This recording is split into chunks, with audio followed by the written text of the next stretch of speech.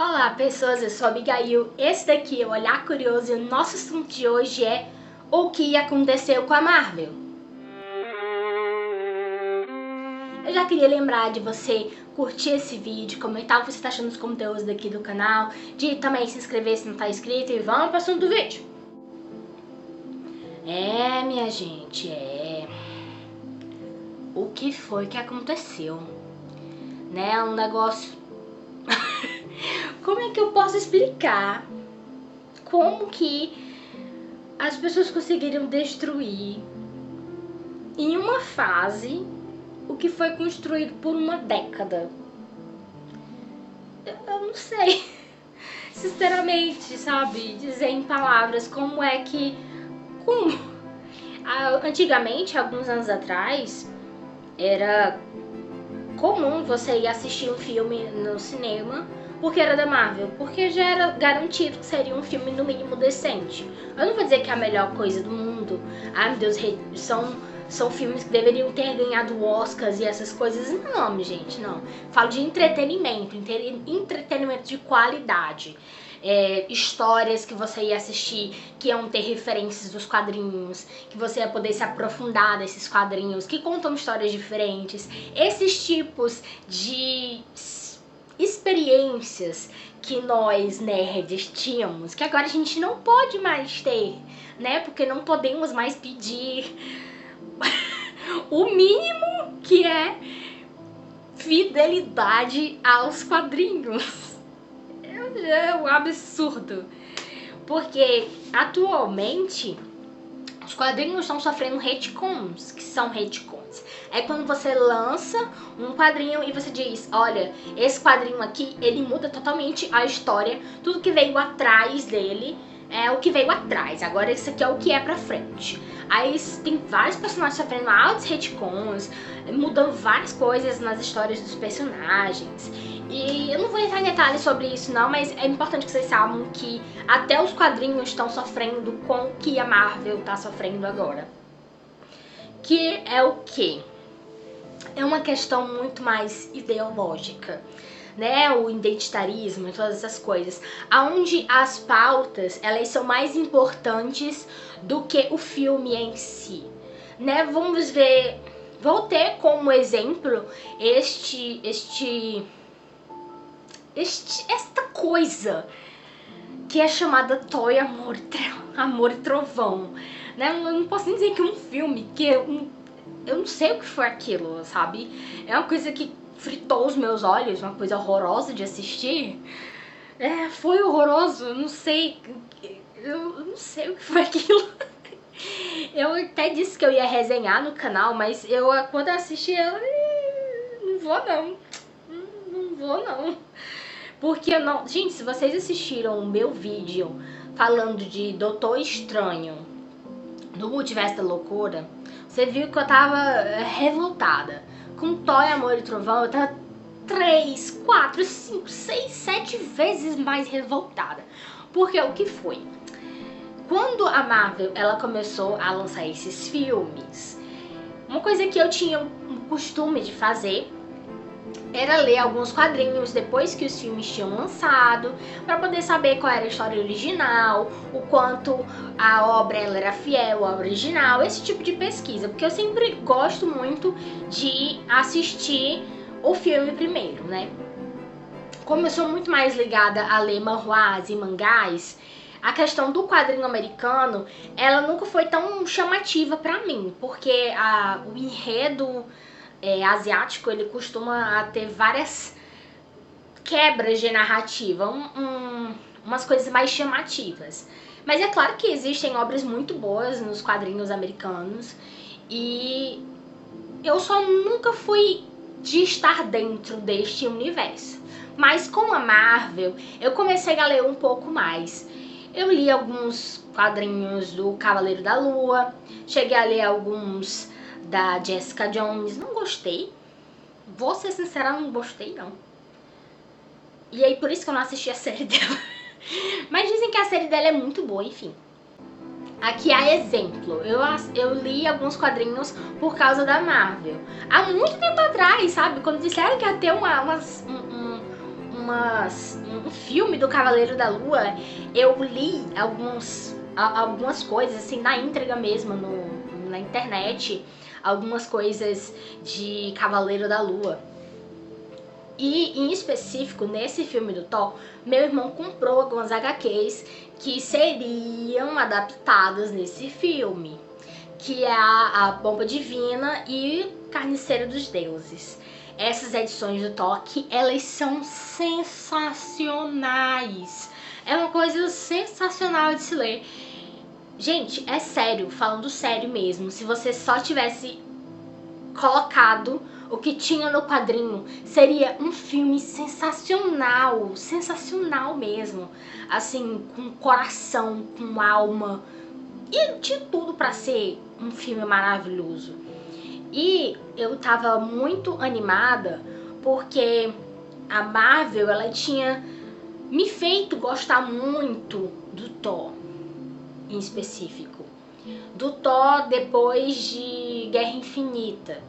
Não o de Ultimato, propriamente dito, mas o de Guerra Infinita, porque tem um momento em que ele tem uma conversa com o Rocket que é muito interessante você ver o peso que ele sente sobre os anos que ele carrega, sobre as perdas.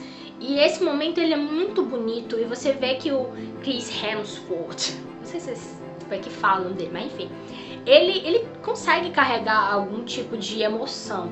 Por mais que ele seja muito bom na comédia e na ação, ele ainda consegue entregar algum drama. Você vê que ele tinha um esforço ali. Foi uma cena muito bonita. E aí você vê em Ultimato, por mais que aquela ideia do Thor barrigudo de cerveja não seja exatamente a coisa que eu achei mais maravilhosa no mundo, ainda tinha alguma desculpa dentro do roteiro para aquilo.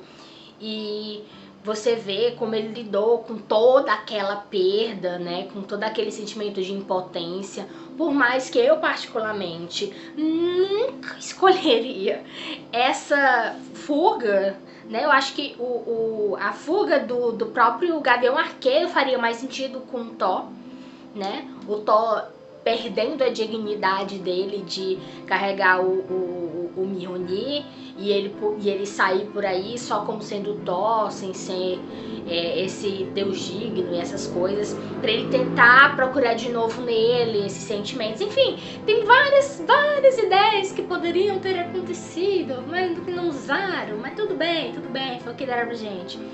Mas ainda assim tava um pouco razoável, né? Tudo bem, o roteiro explicou isso, não era a melhor escolha que eu escolheria conhecendo o Thor dos quadrinhos, né?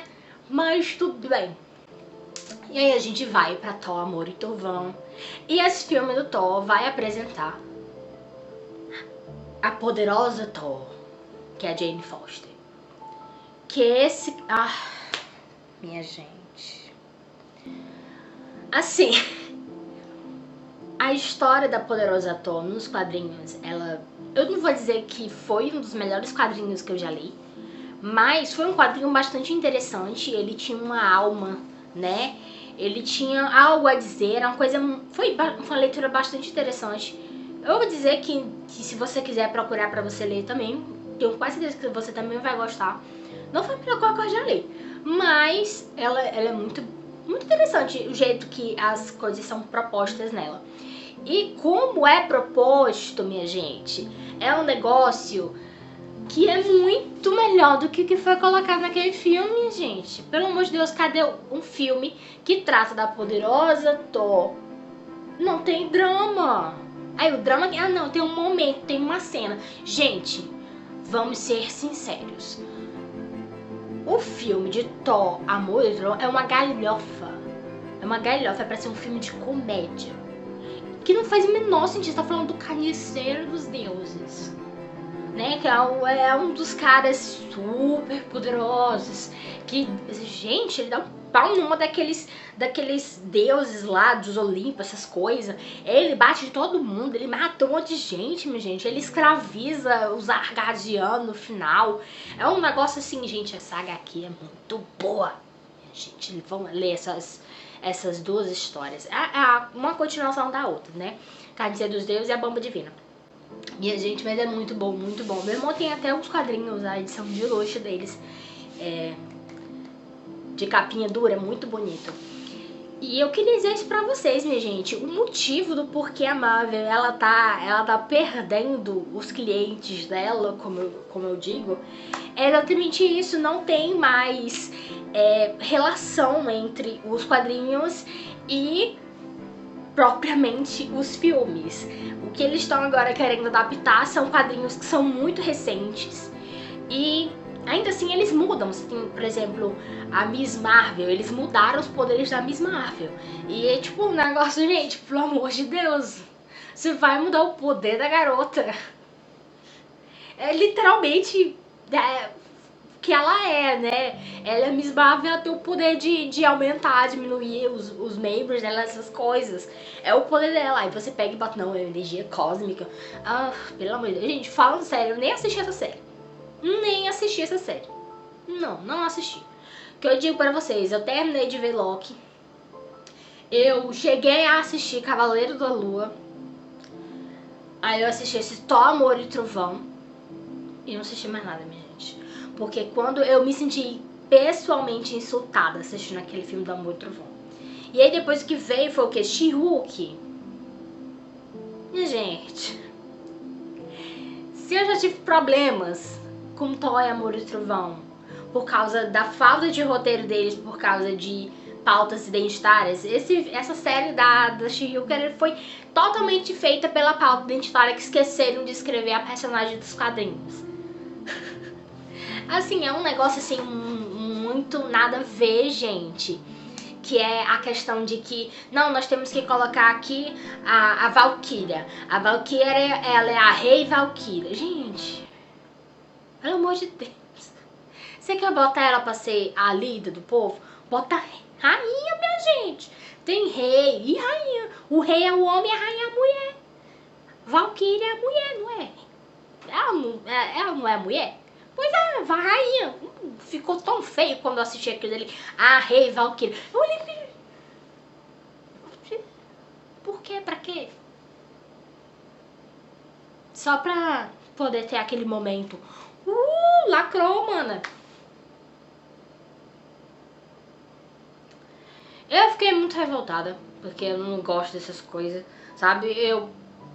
Eu particularmente, gente, sério, como escritora, eu sei a dificuldade que é você tá ali e você seguir direitinho nossa própria história, ter uma linearidade, ter um negócio, você tem que fazer a história fazer sentido, tem que ter tudo aquilo. Aí não, minha gente, você vai lá, nós temos o Ultimato.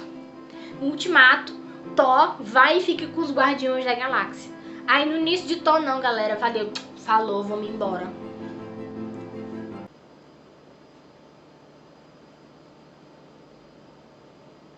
E, sabe, parece que toda a construção que teve mostrando que ele ia com os Guardiões da Galáxia foi muito rasa, não teve um sentido específico. Foi simplesmente o Taika Waititi disse assim, galera, eu não tô afim desses Guardiões aqui no meu filme, eu quero usar outros personagens, tchau.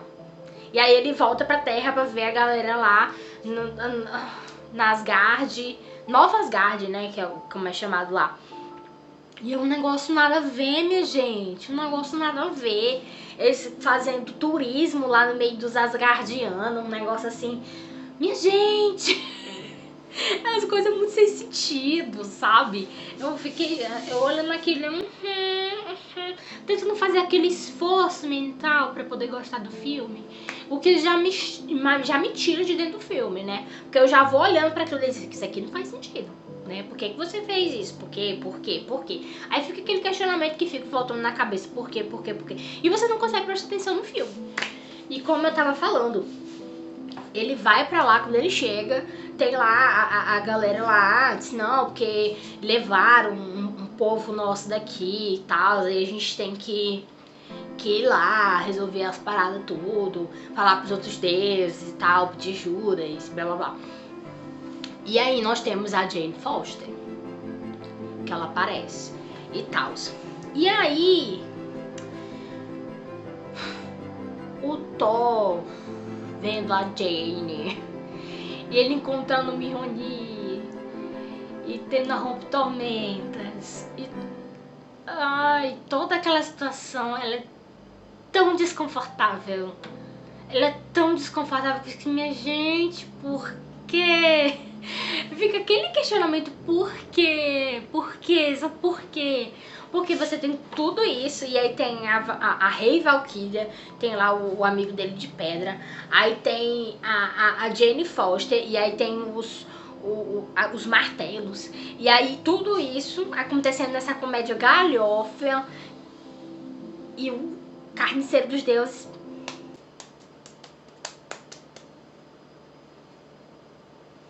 Aí você fica, não, porque você não vem me inventar coisa, não. Foi mal escrito, era ruim mesmo. Sabe, é coisa de gente que não só queria ganhar dinheiro. Taika Waititi não tem vergonha na cara. Ele queria ganhar dinheiro em cima do Thor, mas não queria escrever nada decente.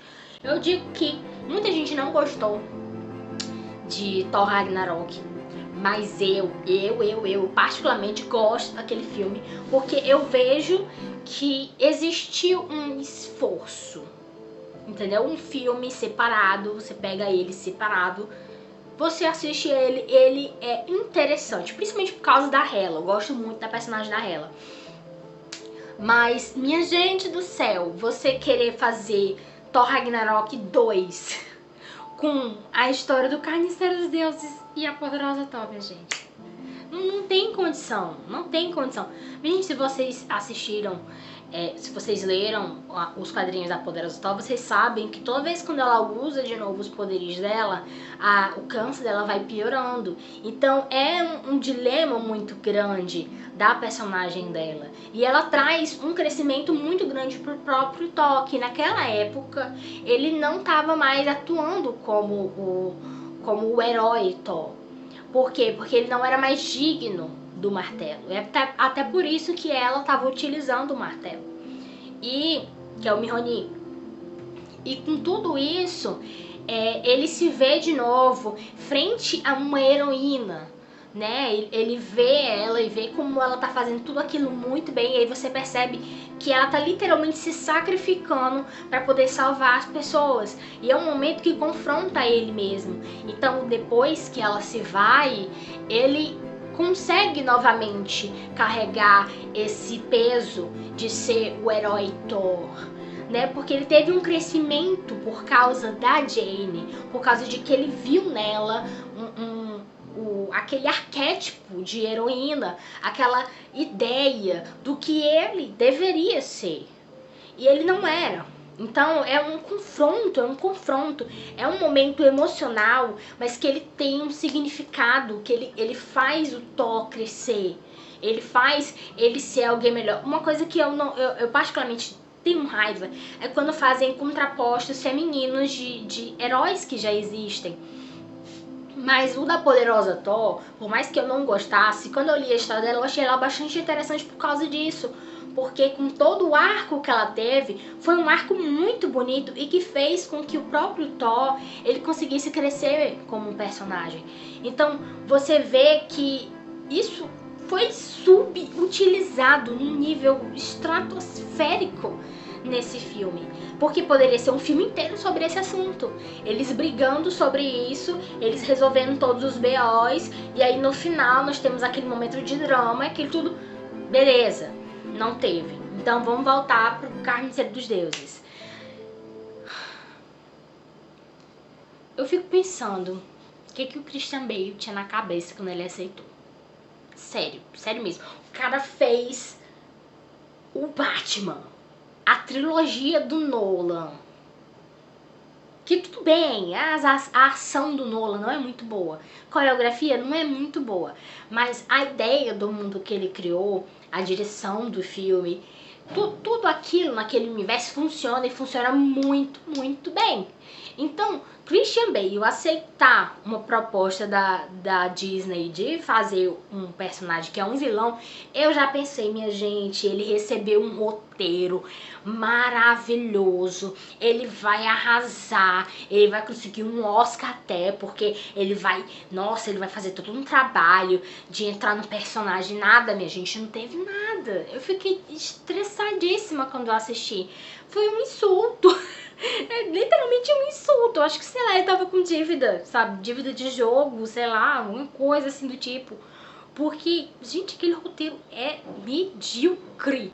Medíocre, sabe? Na parte do final em que ele dá a filha dele pra o Thor criar. Gente, aquilo dele é ridículo. O cara tava meio segundo atrás querendo matar ele. Ai, não, agora cria minha filha.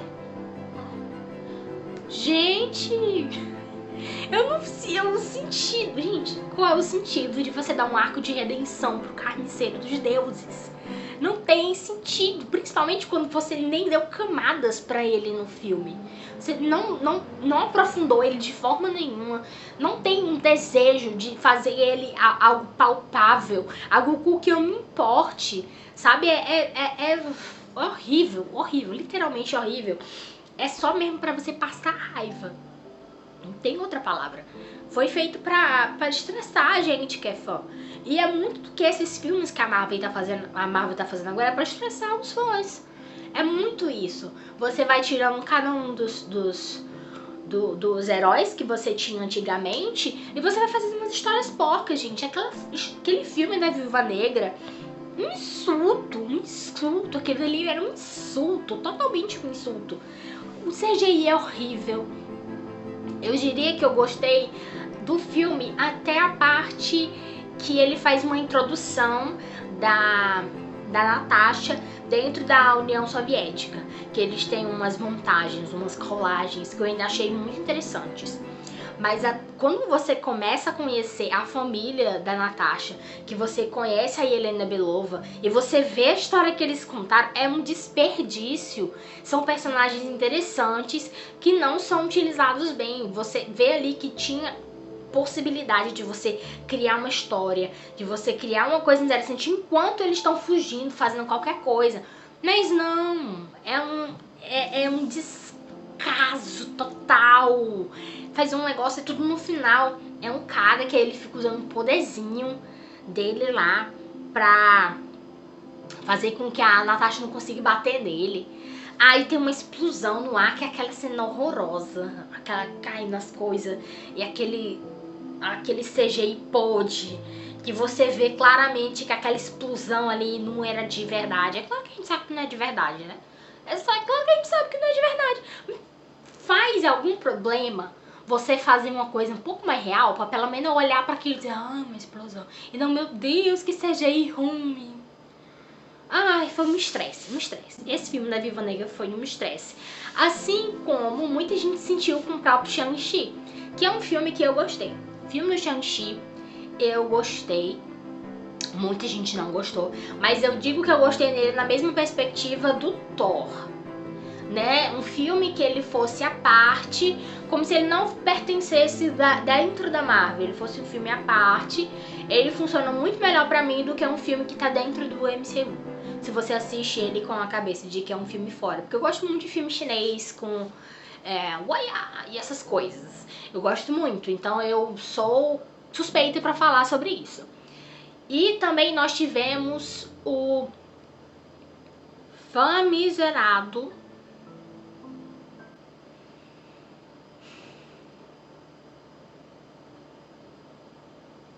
Cavaleiro da Lua. Eu vou falar dessa série porque ela carrega uma ideia de que eu não consegui mais carregar. Que era a ideia que, por exemplo, eu pensei nos Eternos, outro filme que eu também gostei, mas foi muito subutilizado, esse filme, foi sim, mas eu cheguei a gostar dele, do Eternos. Eu tava com esse pensamento do Shang-Chi, Eternos, vamos assistir esse filme, tudo bem, chegou um momento, não dá mais pra encaixar na minha cabeça dentro do universo da Marvel, tudo bem, vamos ver como um filme de fora. Não, beleza. Só que chegou o ponto de eu assistir Cavaleiro da Lua e eu disse assim, eu tô aqui pra ver a história do Cavaleiro da Lua, do personagem Cavaleiro da Lua. Eu quero saber da história daquelas paranauê louca dele lá dos quadrinhos. Era isso que eu vim aqui, eu vim pra cá pra isso. E não me mostraram isso. Me mostraram lá o Mark. Era o Mark? Não, era o Steve. Eu nem lembro mais, sabe? Vocês têm noção, não lembro qual era. Era o Mark que era o da hora. O Steve que era o fraco, né? Pois é, quem era o protagonista era o Steve. E aí você fica... Por que o protagonista ele é tão sem graça? Dá uma agonia. Porque, como uma série separada, tem muitos episódios que são muito bons mesmo.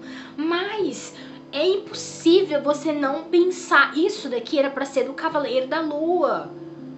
Era o Cavaleiro da Lua. E você não tem essa história, essa complexidade da mente conturbada que existe no Cavaleiro da Lua. Você não sabe se aquilo tudo é paranoia, se aquilo é de verdade ou não é. É uma coisa que é muito comum nos quadrinhos do Cavaleiro da Lua. E assim, a perspectiva que eles colocaram, aí no final tem a menina, e a menina também vira um avatar do Deus lá. E aí vocês começam a brigar num negócio muito louco. E você fica tipo...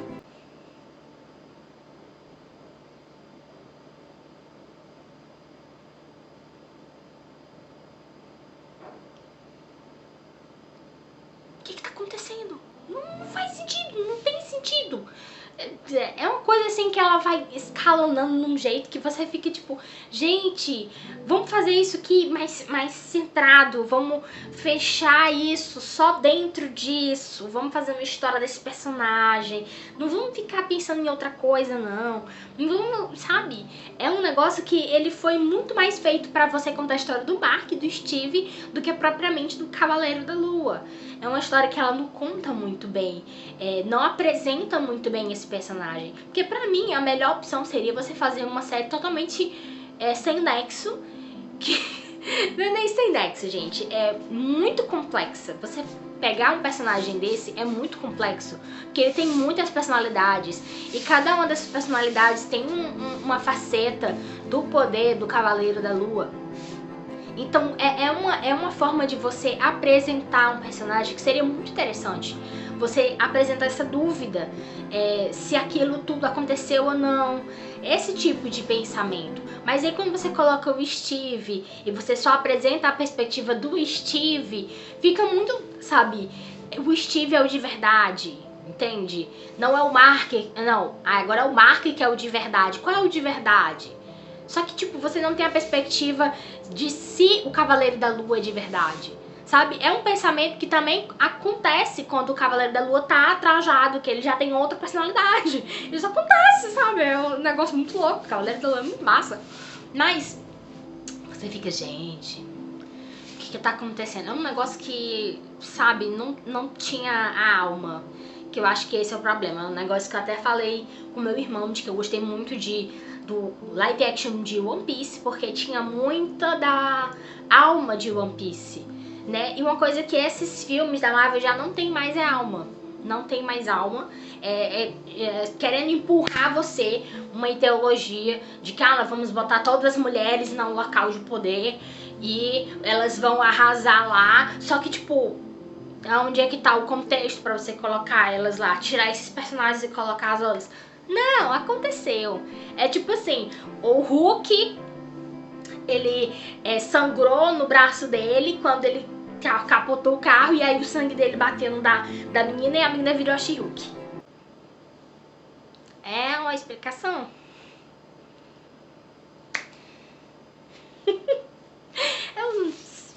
Eu nem cheguei a assistir She-Hulk.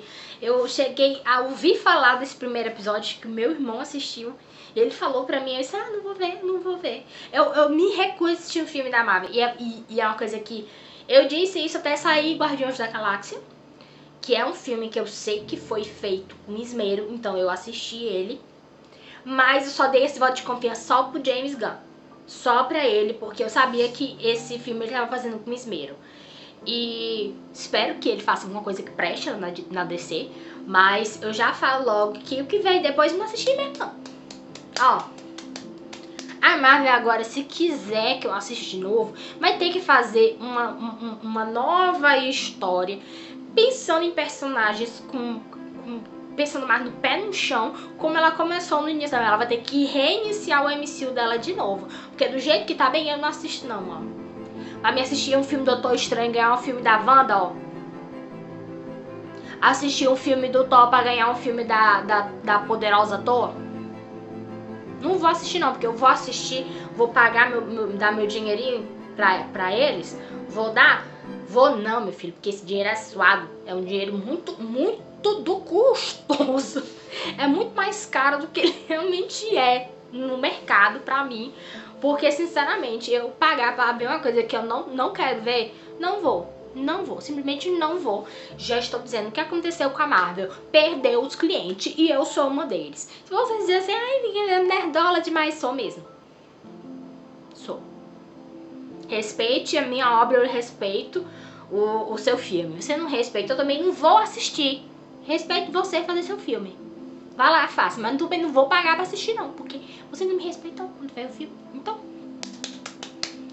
E é isso daí, gente. Se você gostou desse vídeo, curte aí, comenta e me segue no Instagram, se inscreve no canal e é isso aí, valeu, falou!